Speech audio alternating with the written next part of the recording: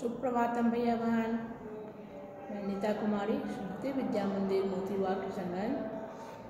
आज आपको कक्षा सप्तम भूगोल का पाठ 9 पढ़ाऊंगी। आज हम लोग शीतोष्ण घास स्थलों में जीवन, पाठ का नाम है शीतोष्ण घास स्थलों में जीवन। आज हम उसके बारे में पढ़ेंगे। शीत उष्ण यानी वैसे कटिबंध में स्थित घास स्थल यानी घास के मैदान वाले क्षेत्र। पहले हम घास स्थल क्या है, यह पूरा विश्व जो है, जो स्थल भाग हमारा, वह महाद्वीपीय क्षेत्र, वह या तो वनों या घास स्थल या कटीली झाड़ियों से अधिकांश भाग इसका भरा हुआ है। अत्यधिक वर्षा वाले क्षेत्र हैं, वहाँ वन पाए जाते हैं। सामान्य वर्षा वाले क्षेत्रों में घास स्थल तथा सामान्य से भी कम वर्षा वाले जो क्षेत्र हैं उनमें कटीले वन, कटीली झाड़ियाँ पाई जाती हैं। तो मैं आज उसी घास स्थल में, ये घास स्थल कितने प्रकार के हैं, तो शीतोष्ण कटिबंधीय घास स्थल और उष्ण कटिबंधीय घास स्थल, दो प्रकार के घास स्थल, शीतोष्ण कटिबंधीय और उष्ण कटिबंधीय घास स्थल। हम लोग आज पढ़ेंगे शीतोष्ण कटिबंधीय घास स्थल के बारे में।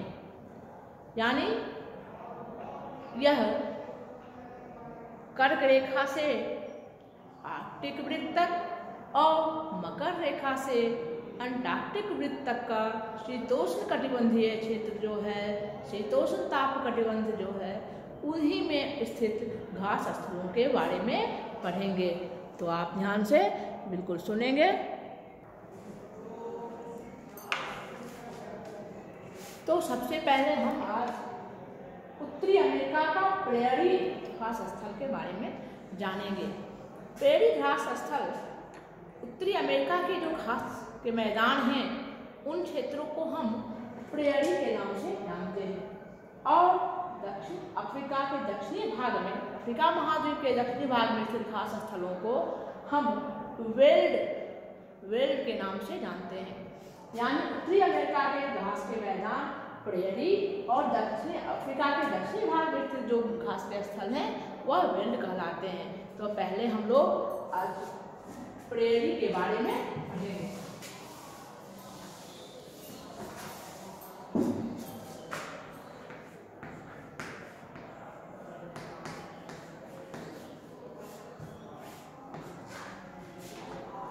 तो प्रेयरी की अवस्थिति कहाँ से कहाँ तक यह स्थित है। यह प्रेयरी है क्या? प्रेयरी शब्द जो बना, प्रेयरी शब्द एक फ्रेंच शब्द है। इसका अर्थ होता है घास के मैदान या घास स्थल। प्रेयरी क्या है? एक फ्रेंच शब्द है जिसका अर्थ घास, हरे घास के मैदान, हरे घास के मैदान इसका अर्थ हुआ।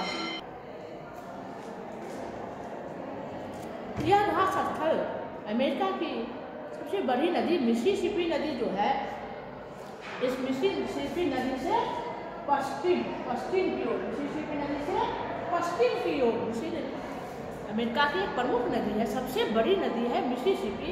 इसके पश्चिम और रॉकी पर्वत के बीच, यानी कहाँ स्थित है?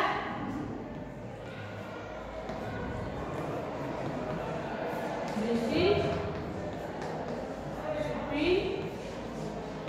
नदी के पश्चिम व रॉकी पर्वत के बीच, रॉकी पर्वत के बीच स्थित है यह घास का स्थल। कहाँ है? मिसिसिपी नदी के पश्चिम और रॉकी पर्वत के बीच में यह घास स्थल स्थित है। इसके प्रेयरी के पूर्व दिशा में क्या है? ग्रेट लेक, जो अमेरिका का जो ग्रेट लेक है अमेरिका के, यह इसके पूर्व दिशा में स्थित है। प्रेयरी घास स्थल संयुक्त राज्य अमेरिका और कनाडा के कुछ भागों में फैले हुए हैं। यह संयुक्त राज्य अमेरिका और कनाडा का नाम आप सुने हैं, कनाडा के कुछ भाग तक यह घास स्थल फैले हुए हैं। यह मिसिसिपी नदी और उसकी सहायक नदियाँ तथा कनाडा की मिसिसिपी की यह कहाँ हुई? उत्तरी अमेरिका, संयुक्त राज्य अमेरिका, अमेरिका की नदी हुई मिसिसिपी। और कनाडा की नदी क्या हुई? कनाडा की नदी कौन सी हुई है? इसका नाम है सास्केचुआन।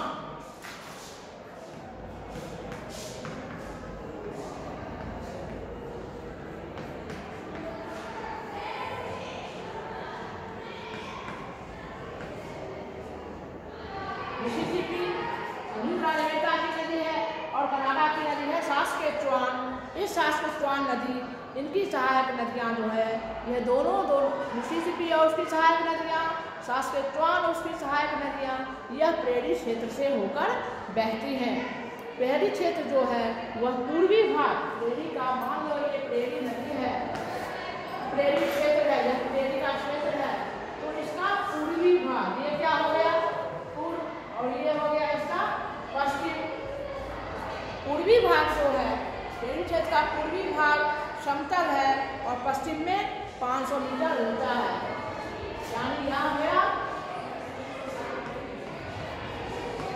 समतल है और यह भाग जो है पश्चिमी भाग 500 मीटर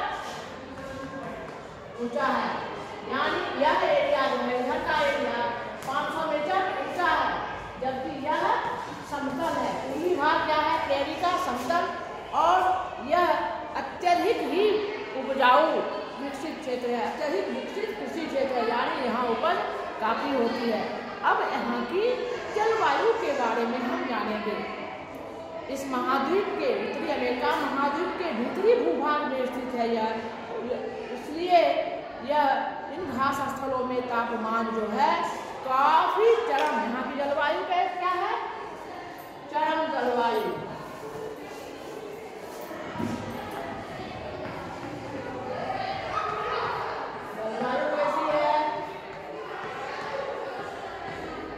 चरम जलवायु के बारे में आप जानते हैं? चरम जलवायु या उष्णवायु कैसे किसको कहते हैं? कि अधिकतम और न्यूनतम तापमान में बहुत कम का अंतर। और यह प्रेरी जलवायु, प्रेरी क्षेत्र जो है, प्रेरी घास का मैदान, यह महाद्वीप के भीतरी भाग में स्थित होने के कारण यहाँ की जलवायु क्या है?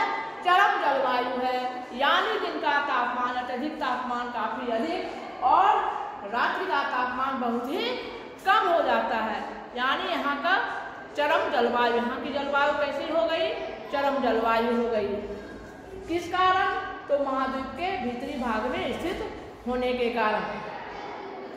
तो गर्मी की ऋतु काफी लंबे समय तक रहती है और जाड़े के दिनों में -20 डिग्री सेल्सियस तक तापमान चला जाता है।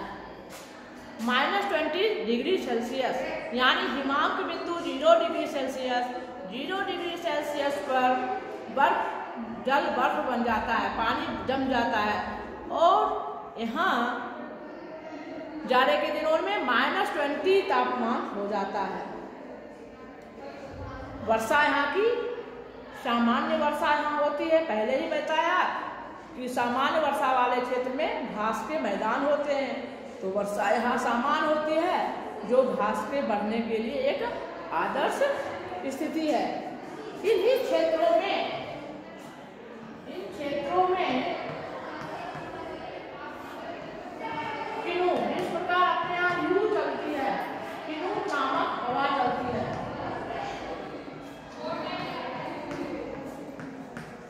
चिनूक नामक पवन चलती है यहाँ पर।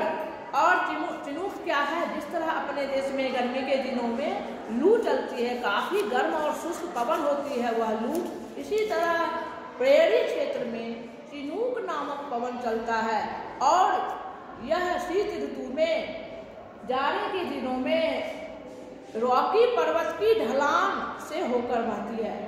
रॉकी पर्वत वहाँ का सबसे ऊंचा पर्वत है, रॉकी पर्वत की ढलान से होकर बहती है और उस पर बर्फ जमी रहती है। जैसे ही शुष्क गर्म पवन वहाँ से चली, ये शुष्क गर्म पवन चली तो बर्फ क्या हो जाएगी, पिघल जाएगी, तापमान बढ़ जाएगा और तापमान बढ़ने से क्या होगा, बर्फ पिघलने लग जाएगा। इसलिए इस टिनूक पवन को क्या कहते हैं, बर्फ खाने वाली पवन। क्या कहा जाता है, टिनूक को बर्फ खाने वाली पवन भी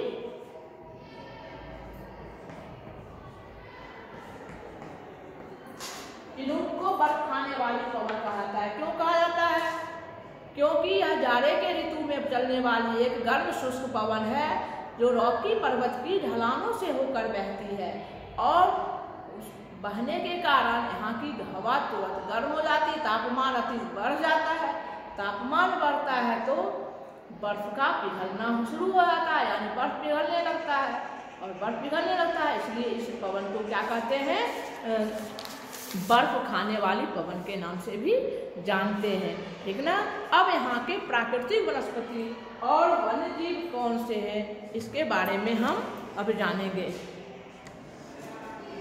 तो अब हम लोग पढ़ेंगे कि प्रेरी क्षेत्र में की वनस्पति और वन्य जीवों के बारे में पढ़ेंगे। तो आप जैसे ही घास स्थल इसका नाम है, तो आप जान ही समझ सकते हैं कि इन क्षेत्रों में बड़े बड़े ऊंचे पेड़ वृक्ष नहीं पाए जाते हैं। पश्चिमी भाग की तुलना में पूर्वी भाग में अधिक वर्षा होती है, जिस कारण यहाँ के घास भी कुछ लंबे होते हैं, 2 मीटर ऊंचे तक घास यहाँ उगती है। पश्चिमी भाग के घासों की ऊंचाई थोड़ी कम होती है। ठीक ना।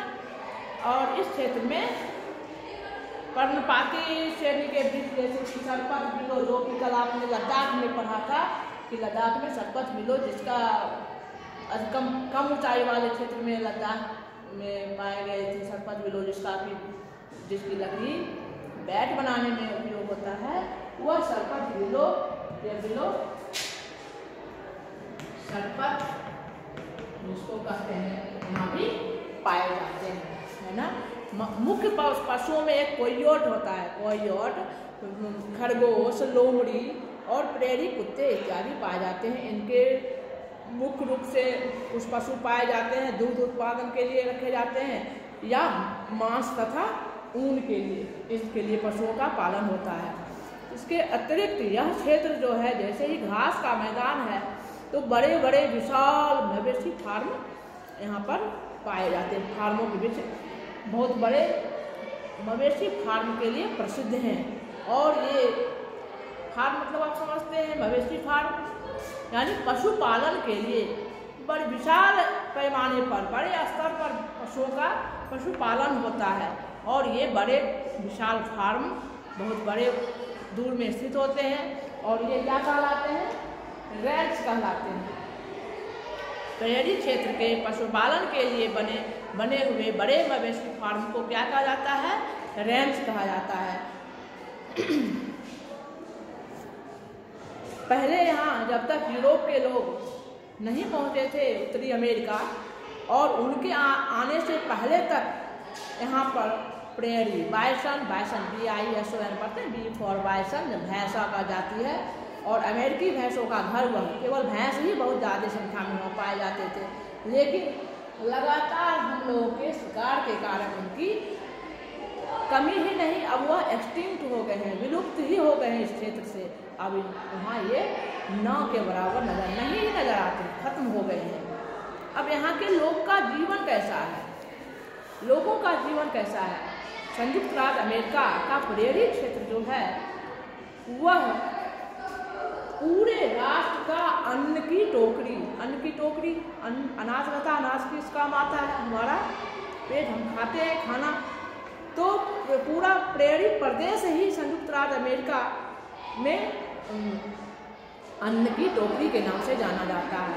यहाँ संयुक्त राज्य अमेरिका का आधा से अधिक 50% से भी अधिक जो गेहूं की फसल होती है, वह इन्हीं क्षेत्रों में होती है। यह विश्व का सबसे बड़ा मक्का उत्पादक, मक्का समझते हैं आप, मेज, MAIZ, मेज का सबसे बड़ा उत्पादक क्षेत्र है। खेतों को अलग अलग फसल उगाने के लिए अलग अलग समय में तो अलग टुकड़े टुकड़े में बांटकर खेती की जाती है। और एक नया वर्ड है कि खेती किस प्रकार से होती है, समोच्च रेखीय जुताई अथवा पट्टीदार जुताई। समोच्च रेखीय, अगर ये ढलान वाली पर्वत की ढलान है, इस पर ऐसी लाइन की खेती की जाए, ऐसी जुताई होगी, इस तरह की जुताई होगी तो पानी कैसे बहकर चली जाएगी, मिट्टी का अपरदन होगा, मिट्टी बहकर पानी के साथ भाग आएगी।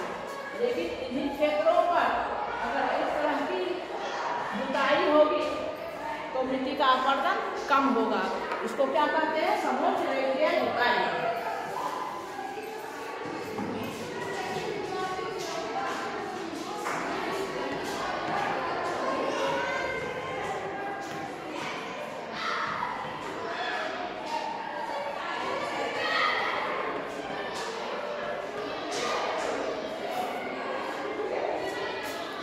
कैसी जुताई होती है, समोच्च रेखीय जुताई या पट्टीदार जुताई होती है इन खेतों में। किसके लिए होती है, तो मृदा अपरदन को रोकने के लिए।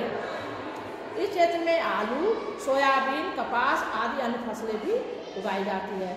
अधिकांश खेत जो होते हैं काफ़ी बड़े बड़े खेत के प्लॉट होते हैं और आधुनिक यंत्रों, कंबाइन, ट्रैक्टर इत्यादि से जुताई और कटाई भी उनकी होती है। अनाज के स्टोर करने के लिए, उनको स्टोर करके रखने के लिए यानी भंडारण के लिए बड़े बड़े बर्तन प्रयोग किए जाते हैं। आपने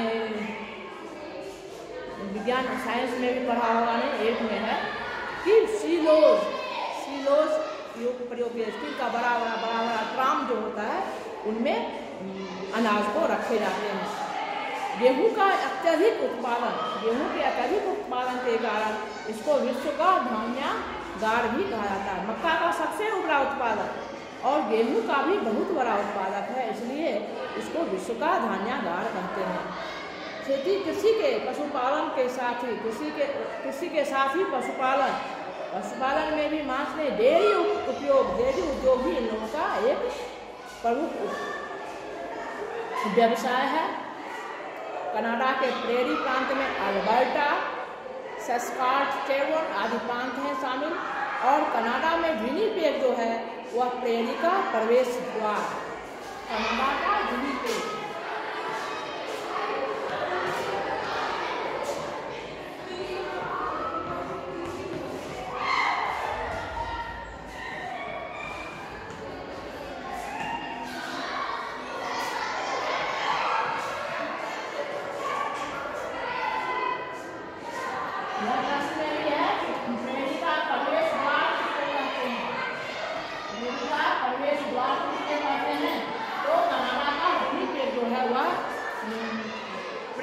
प्रवेश द्वार कहलाता है।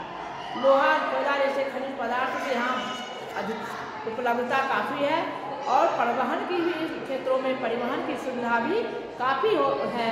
इसलिए और क्यों है इतना क्षेत्र यह विकसित क्यों हुआ है, तो यह है इस क्षेत्र में परिवहन की भी पूरी सुविधा है, उपजाऊ मैदान भी है, परिवहन की समुचित व्यवस्था है और 5 विशाल झील जो हैं, 5 ग्रेट लेक्स जो हैं, इनकी उपलब्धता जो कि उद्योग धंधे के लिए जल की आपूर्ति करते हैं।